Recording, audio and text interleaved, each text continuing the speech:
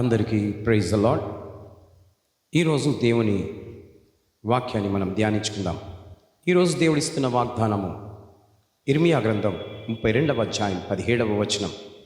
ఇందులో నీకు అసాధ్యమైనది ఏదియూ లేదు అని వ్రాయబడి ఉన్నది. ఎందుకంటే నీవు భూమి ఆకాశములను సృజించిన వాడవు, ఆలోచన విషయంలో నీవే గొప్పవాడవు, క్రియలు జరిగించే విషయంలో శక్తి సంపన్నుడవు, అందరికీ ప్రతిఫలం ఇచ్చుటకు నీవు కనులారా నరపుత్రులను చూచుచున్నావు. నీవు నేటికిని సూచక్రియలను మహత్కార్యములను జరిగించుచు మహా బలము కలిగిన వాడవు.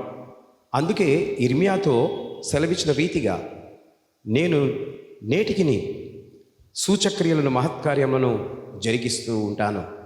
అందుకే ఇర్మియాతో నీవన్నావు, నేను యెహోవాను, సర్వ శరీరులకు దేవుడను, నాకు అసాధ్యమైనది ఏదైనా ఉండునా? ఇర్మియా 32:27లో అవును, యేసు ప్రభు శిష్యులతో అన్నాడు, మీరు అనుకుంటున్నారు అందరూ పరలోక రాజ్యం సులువుగా వెళ్ళొచ్చని. ఇది మనుషులకు అసాధ్యమే కానీ దేవునికి సమస్తము సాధ్యం. మత్తయి సువార్త 19వ అధ్యాయం 26వ వచనం. ప్రియమైనటువంటి దేవుని బిడ్డలారా, ఈ రోజున నీవు అనుకుంటున్నావు, నేను నమ్ముకుంటున్నాను కదా, నేను నమ్మినాను కదా, నేను సులువుగా పరలోక రాజ్యం వెళ్ళిపోవచ్చని చాలా అపోహపడుతున్నావు. దేవుణ్ణి నువ్వు నమ్మావు, కానీ దేవుడు నిన్ను నమ్ముతున్నాడా? నీవు నమ్మకంగా ఉన్నావా? దేవునికి ఇష్టడుగా ఉన్నావా? నేను ఇన్ని సంవత్సరాలు అయిపోయింది, అన్ని సంవత్సరాలు అయిపోయిందని నువ్వు అనుకుంటున్నావు, కానీ నీలో దేవుడు ఉన్నాడా? దేవుడు ఉన్నవాడు ఎప్పుడు పాడైపోడు, ఆయన అలాగే ఉంటాడు.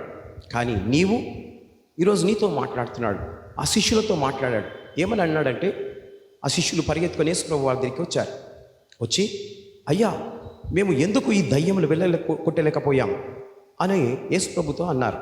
అప్పుడు యేసుప్రభు అన్నాడు, మీరు ఉపవాసం ఉండి ప్రార్థన చేస్తేనే తప్ప అటువంటి దయ్యపు ప్రభావములు కలిగిన వారి మీద మీరు ప్రార్థన చేస్తే అవి వదిలిపోతాయి. మీరు ఉపవాసం ఉండరు, ప్రార్థన సరిగా చేయరు, వాక్యాన్ని ధ్యానించరు, ఎలా పోతుంది నువ్వు ప్రార్థన చేస్తే ఆ దయ్యం?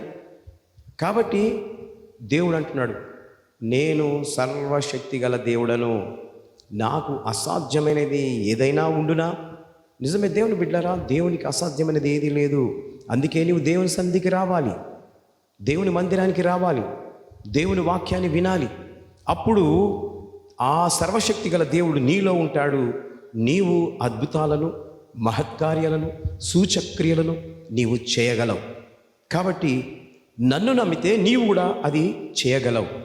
కాబట్టి ఈరోజు మీరు నమ్ముతూ ఉన్నారు, దేవుణ్ణి విశ్వసిస్తూ ఉన్నారు, కానీ కార్యాలు జరగడం లేదు. కనుక ఈ రోజున ఆ సర్వశక్తి గల దేవుణ్ణి నీవు ఆశ్రయించి నీవు ఆయనను దృఢముగా నమ్మితే దేవుడు అద్భుతాలను చేస్తాడు. కాబట్టి ఈ రోజున నీవు అద్భుత కార్యాలను చేసి దేవుని మహిమను చూడు. దేవుడి మాటలు దీవించి ఆశీర్వదించును గాక. May God bless you.